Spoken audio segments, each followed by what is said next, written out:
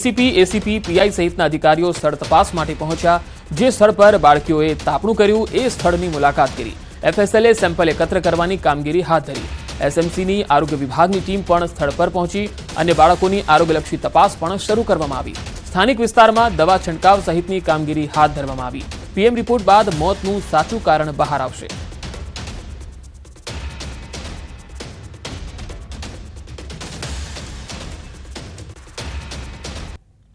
સચિનના પાલીગામ વિસ્તારમાં બનેલી ઘટનામાં 3 બાળકોના મોતના બાદ પોલીસનો તપાસનો ધમધમાટ શરૂ થયો। આપણી સાથે વિસ્તારના એસીપી નીરવ ગોહિલ છે। આપણે સીધા એમની સાથે કરીએ। સાહેબ, શું ઘટના હતી, કયા પ્રકારની પોલીસ દ્વારા તપાસ?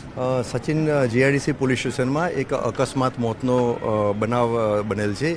એ બનાવની હકીકત એવી છે કે 4 બાળકીઓ આશરે 7-8 વર્ષથી લઈ અને 13-14 વર્ષની ઉંમરની 4 બાળકીઓ આજે સવારે 4 વાગ્યાની આસપાસ તાપણું કરીને બેઠેલા હતા અને એ દરમિયાન 3 બાળકીઓના સારવાર દરમિયાન અવસાન થયેલું છે અને એક બાળકી સ્વસ્થ છે। એ બાળકીની પ્રાથમિક પૂછપરછમાં એને જણાવ્યું કે ત્યાં એ જે તે જગ્યાએ છે, આની પાછળની જગ્યા જે છે ત્યાં તાપણું કરતા હતા। તાપણામાં પ્લાસ્ટિકની બેગ ને એ બધું રાખેલું હતું, એટલે એના હિસાબે જે ધુમાડો થતો હતો એ અંદર ઉતર્યો અને એના હિસાબે થોડું વોમિટિંગ જેવું પણ થયું હતું। એટલે હજુ પીએમ ની કાર્યવાહી ચાલુ છે। પીએમ થયા પછી જ ચોક્કસ મોતનું કારણ ચોક્કસ જાણવા મળશે। બિલકુલ, આ હતા નીરવસિંહ ગોહિલ। તેમનું સીધું કહેવું છે કે પોલીસ ઘટના સ્થળે પહોંચી છે, તપાસ કરી રહી છે અને જે પ્રકારે આ તપાસ છે તેને લઈને ચોક્કસ કહી શકાય કે દ્રશ્ય જોઈ શકાય છે કે પોલીસ મહાનગરપાલિકા સહિતની ટીમો અહીંયા પહોંચી છે અને જે રીતે તપાસ ચાલી રહી છે, કારણ કે વહેલી સવારની આ ઘટના છે। દ્રશ્ય જોઈ શકાય છે કે આ એ જ જગ્યા છે કે જ્યાં તાપણું કરવામાં આવ્યું। પોલીસ દ્વારા તપાસ કરવામાં આવી છે, એફએસએલની મદદ લેવામાં આવી રહી છે, મહાનગરપાલિકાની ટીમ પહોંચી છે અને જે જગ્યા પર આ તાપણું થયું તો દ્રશ્ય જોઈ શકાય છે કે મોટા પ્રમાણમાં અહીંયા કચરો છે અને અહીંયા ઝેરી કચરો હોવાની આશંકાને લઈને જે કચરો સળગાવવામાં આવ્યો તેમાંથી કાર્બન ડાયોક્સાઇડ ઊભો થયો। બાળકીઓના મોત થયાની વિગતો સામે આવી છે। જોકે હાલ પોલીસે આ મામલે તપાસનો ધમધમાટ શરૂ કર્યો છે। કેમેરામેન ભરત બ્રહ્મભટ્ટ સાથે કીર્તેશ પટેલ, ન્યૂઝ 18 ગુજરાતી, સુરત। ખ્યાતિકાંડ બાદ પણ નથી સુધર્યા મેડિકલ માફિયા। સરકારી હોસ્પિટલમાં ખાનગી હોસ્પિટલનું માર્કેટિંગ। સરકારી સિવિલ હોસ્પિટલમાંથી ખાનગીમાં હોસ્પિટલમાં દર્દીઓને લઈ જવાનો પ્રયત્ન કરાય છે। આશ્ચર્યની વાત એ છે કે આવા પ્રયાસને રોકવા સિવિલ હોસ્પિટલમાં બાઉન્સર ગોઠવવા પડી રહ્યા છે। મહેસાણા સિવિલમાં ઘૂસીને ખાનગી હોસ્પિટલોનું માર્કેટિંગ થઈ રહ્યું છે। સિવિલમાં આવતા દર્દીઓને ખાનગી હોસ્પિટલ લઈ જવાનો પ્રયાસ થાય છે અને આવા એજન્ટોને રોકવા સિવિલમાં બાઉન્સરો મૂકવાનો વારો આવે છે। ખ્યાતિ હોસ્પિટલ ગામડે ગામડે કેમ્પ કરી દર્દીઓને લઈ જતી હતી। અહીં તો સિવિલમાં દાખલ દર્દીઓને જ ખાનગી હોસ્પિટલોમાં લઈ જવાનો સીધો પ્રયત્ન થાય છે। દર્દીઓ કે દર્દીઓના સગાને સિવિલ કમ્પાઉન્ડમાં આવા એજન્ટો પકડી લેતા હોય છે। સિવિલ કમ્પાઉન્ડમાં આવા તત્વો ન ઘૂસે તે માટે બાઉન્સરો મૂકી દેવાયા। આવું કોઈ પણ પકડાશે તો તરત અધિકારીઓને જાણ કરી કાર્યવાહી કરાશે। મહેસાણા સિવિલમાં 2 થી 3 દિવસથી બાઉન્સરો મૂકવામાં આવ્યા। બીજી બહારની સંસ્થાઓના અને હોસ્પિટલોના અમુક માણસો આવતા હતા અને દર્દીઓને પરેશાન કરતા હતા અથવા તો એમને કંઈક ખાનગી સંસ્થામાં લઈ જવા માટે પ્રયત્ન થતો હતો। હાલ 2 બાઉન્સર મૂકવામાં આવે છે, જેઓ સિવિલ હોસ્પિટલના કેમ્પસમાં ફરજ બજાવશે અને દર્દીઓને અથવા તો બીજા એમના સગાવાલાઓને કે કોઈ તકલીફ ન થાય અથવા તો બીજા કોઈ એમને કોઈ હેરાનગતિ ન થાય એનું ધ્યાન રાખશે। અમદાવાદની GIIS સ્કૂલમાં વાલીઓએ હોબાળો મચાવ્યો। ગોદરેજ ગાર્ડન સિટી ખાતેની શાળામાં હોબાળો મચી ગયો। સ્પોર્ટ્સની ફી વધુ વસૂલવામાં આવતા વાલીઓમાં રોષ જોવા મળ્યો। સ્પોર્ટ્સ સંકુલ નવું બનાવતા ફી વધારાઈ। ફરજિયાત 6,800 ફી લેવાનું નક્કી કરાતા વાલીઓમાં રોષ જોવા મળ્યો। એફઆરસીના નિયમ કરતાં વધુ ફી લેવાતી હોવાનો આરોપ લાગ્યો છે। સ્કૂલની ફી 80,000 છતાં સ્કૂલ દ્વારા 81,000ની ફી લેવાય છે। આગામી વર્ષથી સ્પોર્ટ્સ ફી 15,000 લેવાશે। શાળા દ્વારા વિદ્યાર્થીઓને સ્કૂલનું જ સ્વેટર પહેરવાના આદેશ થાય છે। શાળાના આચાર્ય વાલીઓને મળવા પણ તૈયાર નથી હોતા। તો એફઆરસીના નિયમ કરતાં અહીંયા વધુ ફી લેવામાં આવી રહી છે। એટલું જ નહીં, વાલીઓને જ્યારે મળવું હોય છે, વાતચીત કરવી હોય છે ત્યારે આચાર્ય તો મળવા પણ તૈયાર નથી હોતા। આ પ્રકારની આ GIIS સ્કૂલ છે, ગોદરેજ ગાર્ડન સિટી ખાતેની આ સ્કૂલ છે જ્યાં હોબાળો મચ્યો।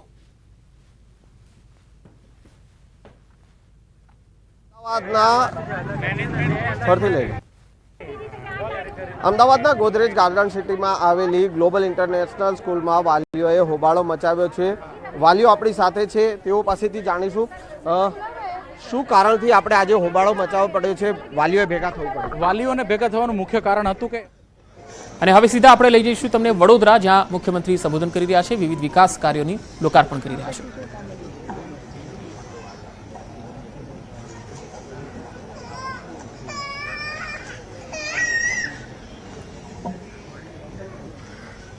વડોદરા મહાનગરપાલિકાના કુલ રૂપિયા 616.54 કરોડથી વધુના વિકાસ કામોના લોકાર્પણ તથા ખાતમુહૂર્ત પ્રસંગે આપણી સૌની સાથે મંચ ઉપર ઉપસ્થિત મુખ્ય દંડક શ્રી બાલુભાઈ શુક્લ, મેયર શ્રીમતી પિંકીબેન સોની, સાંસદ ડોક્ટર હેમાંગભાઈ જોશી, મારા સાથી ધારાસભ્ય શ્રી યોગેશભાઈ પટેલ, શ્રીમતી મનીષાબેન વકીલ, શ્રી કેયુરભાઈ રોકડિયા, શ્રી ચૈતન્યભાઈ દેસાઈ, પૂર્વ સાંસદ શ્રીમતી રંજનબેન ભટ્ટ, ડેપ્યુટી મેયર શ્રી ચિરાગભાઈ બારોટ, સ્ટેન્ડિંગ ચેરમેન શ્રી શીતલભાઈ મિસ્ત્રી, પક્ષના નેતા મનોજભાઈ પટેલ, દંડક શ્રી શૈલેષભાઈ પાટીલ, શહેરના અધ્યક્ષ શ્રી ડોક્ટર વિજયભાઈ શાહ, શહેરના મહામંત્રી શ્રી સત્યનભાઈ કુલાબકર, મ્યુનિસિપલ કમિશનર શ્રી દિલીપકુમાર રાણા, ચૂંટાયેલા જનપ્રતિનિધિ, સંગઠનના પદાધિકારી, સૌ નાગરિક ભાઈઓ બહેનો, લાભાર્થીઓ, પ્રેસ મીડિયાના મિત્રો, સૌને મારા નમસ્કાર.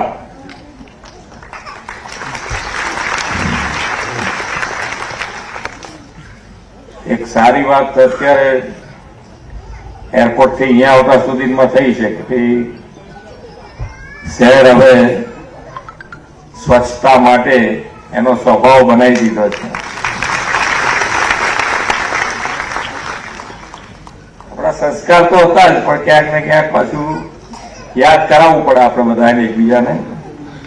પણ યાદ કરાયા પછી એને વળગીને આગળ વધવું. એટલે આજે વડોદરા શહેર એકદમ ચોખ્ખું લાગ્યું. પહેલા જે દાડે જોવા આવ્યા હતા એ જ વખત અત્યારે બી એવું એવું ચોખ્ખું છે. આવું ને આવું આગળ રહે એના માટે આપણે બધાએ સાથે પ્રયત્ન કરવાનો. આપણે બી એમાં સહકાર આપવાનો અહીંયા બેઠેલા બધાએ, તો આવું ને આવું રહે. એટલે ખૂબ બરોડાને હવે જેને કહેવાય કે ભૂખ હોય ને ખાઈએ ને એની મજા જુદી છે. ભૂખ હોય ને ખાઈએ એની મજા જુદી છે. એમ હવે બરોડાને આ પટ્ટામાં ટોપ ઉપર આવવાની ભૂખ લાગી છે એવું લાગે છે આપણને.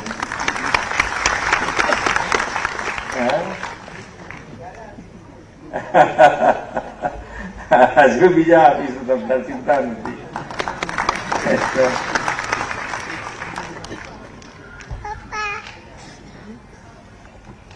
વિશ્વ નેતા અને દેશના યશસ્વી વડાપ્રધાન શ્રી નરેન્દ્રભાઈ મોદીની વિઝનરી લીડરશીપમાં આપણે વિકસિત ભારતની દિશામાં આગળ વધી રહ્યા છીએ. વડોદરા મહાનગરની દિશામાં વધુ એક પગલું ભરતો આજનો આ કાર્યક્રમ છે. આદરણીય શ્રી નરેન્દ્રભાઈ મોદીના નેતૃત્વમાં દેશ નીત નવા વિકાસના આયામો સર કરી રહ્યું છે. સાથે જ જનહિતકારી યોજનાઓ દ્વારા દેશમાં નાગરિકોનું જીવન ધોરણ દિવસે દિવસે ઉત્તમ થઈ રહ્યું છે. વડાપ્રધાનશ્રીએ આપેલી વિકાસની રાજનીતિને દેશના સૌ નાગરિકોએ સ્વીકારી છે અને હમણાં જ આવેલા વિધાનસભા ચૂંટણીના પરિણામો તેની સચોટ સાબિતી છે. શ્રી નરેન્દ્રભાઈના નેતૃત્વમાં વિકાસ કેટલા સ્કેલનો હોઈ શકે તે વડોદરા શહેર તો તાજેતરમાં અનુભવ્યું છે. વડોદરાની ધરતી ઉપર કદાચ પહેલી વખત કોઈ દેશના વડાપ્રધાન આવ્યા હોય તેવી ઐતિહાસિક ઘટનાના આપણે સૌ સાક્ષી બન્યા છે. વડાપ્રધાન શ્રી નરેન્દ્રભાઈ મોદીની પ્રેરણાથી, ભારત અને સ્પેનની ભાગીદારીથી બંને દેશના પ્રધાનમંત્રીશ્રીઓએ વડોદરા ખાતે એરક્રાફ્ટના ઉત્પાદન એકમની તાજેતરમાં શરૂઆત કરાવી. વડોદરા શહેરનું નામ આ ઉત્પાદન એકમના કારણે વિશ્વના નકશા ઉપર અંકિત થયું છે. એરક્રાફ્ટ યુનિટ અને દેશની પહેલી રેલવે યુનિવર્સિટી તો વડોદરામાં છે જ. સાથોસાથ મહારાજા સયાજીરાવ ગાયકવાડના સુશાનની વિરાસત પણ ધરાવતા આ નગરે વર્લ્ડ ક્લાસ ઇન્ફ્રાસ્ટ્રક્ચર સાથેનું પ્લાન્ટ સિટી બનાવવા ઉપર આપણે ફોકસ કર્યું છે. આજે વડોદરા મહાનગરને એક જ દિવસમાં 616 કરોડ રૂપિયાના 76 જેટલા વિવિધ વિકાસ કામોની ભેટ મળી છે. ગુજરાતમાં વધતા જતા શહેરીકરણને આફત નહીં પરંતુ વિકાસના અવસર તરીકે આદરણીય વડાપ્રધાન શ્રી નરેન્દ્રભાઈ મોદીના નેતૃત્વમાં આપણે અપનાવ્યું અને ગુજરાતના શહેરીકરણમાં મોટો બદલાવ આવ્યો. તેમણે શહેરના વિકાસ માટે બજેટ વધાર્યું અને નાણાંના અભાવે કોઈ કામ અટકે નહીં તે પણ સુનિશ્ચિત કર્યું છે. ગુજરાતનું શહેરી વિકાસ માટેનું બજેટ વર્ષ 2002-03 રૂપિયા 750 કરોડ હતું, જે આજે વધીને રૂપિયા 21,996 કરોડ રૂપિયાનું તેમના માર્ગદર્શનમાં થયું છે. એક સમયે નગરપાલિકા મહાનગરપાલિકાના બજેટમાં 5-10 લાખના બનતા હવે એક પાલિકાઓમાં એક જ દિવસમાં કરોડો રૂપિયાના વિકાસના કામો માટે અપાય છે. તાજેતરમાં જ આ શહેરમાં આઉટગ્રોથ એરિયાના વિકાસ માટે રૂપિયા 68 કરોડ અને મહાનગરપાલિકાને આંતરમાળખાકીય સુવિધાના વિકાસ માટે 756 કરોડ રૂપિયા ફાળવ્યા છે.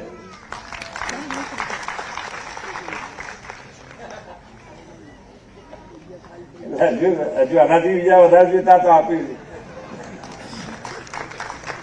રાજ્યમાં વધતા જતા ઔદ્યોગિક આર્થિક વિકાસને પરિણામે નગરો મહાનગરોમાં વસવાટ કરનાર લોકોની સંખ્યા ઉત્તરોત્તર વધતી જાય છે. આવાસ, વીજળી, રોડ રસ્તા, પાણી અને ડ્રેનેજ વ્યવસ્થાઓ નગરમાં સમય અનુરૂપ વિકસે અને સ્વચ્છતા સફાઈ જળવાઈ રહે તે માટેનું સુદૃઢ આયોજન નગરપાલિકાઓ દ્વારા કરવામાં આવે છે. તે દિશામાં આગળ વધતા આજે વડોદરાના 830 પરિવારો માટે એફોર્ડેબલ હાઉસિંગ અંતર્ગત રૂપિયા 74 કરોડના ખર્ચે આવાસ તૈયાર કરીને લોકાર્પણ કર્યું છે.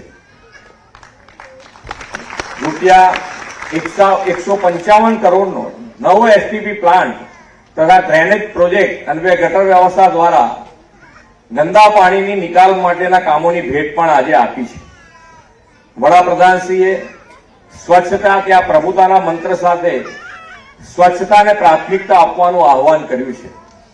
વડોદરા મહાનગરમાં door to door garbage collection માટે ઈ રિક્ષા તથા અન્ય વાહનો પણ આજથી શહેરી સ્વચ્છતાના મહત્વપૂર્ણ કાર્યમાં જોડાશે. શહેરની સુખાકારીના આવા અનેક વિકાસના કામો રાજ્યોમાં નગરોમાં ગામે ગામ આપણે મોટા પાયે હાથ ધર્યા છે અને શહેરોને લવેબલ તથા લિવેબલ બનાવ્યા છે. વિકાસના કામો માટે નાણાંની કોઈ કમી ન રહે અને ₹1 સામે ₹1.25 કામ ગુણવત્તાયુક્ત કામ થાય એવો વડાપ્રધાનશ્રીનો ધ્યેય આપણે સાકાર કરવો છે. આદરણીય શ્રી નરેન્દ્રભાઈએ જ્યારથી દેશનું સેવાદાયિત્વ સંભાળ્યું ત્યારથી દેશમાં ઇઝ ઓફ લિવિંગ સતત વધ્યું છે.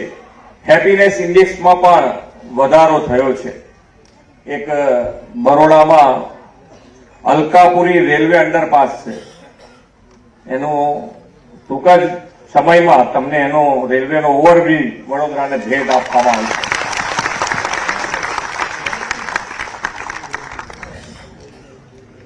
શહેરોમાં ભવિષ્યમાં ઉભી થનારી જરૂરિયાતોને ધ્યાને રાખીને વિકાસ કાર્યોનું આયોજન કરીએ છીએ. એક અંદાજ પ્રમાણે 2047માં રાજ્યની 70% વસ્તી શહેરોમાં વસવાટ કરતી હશે.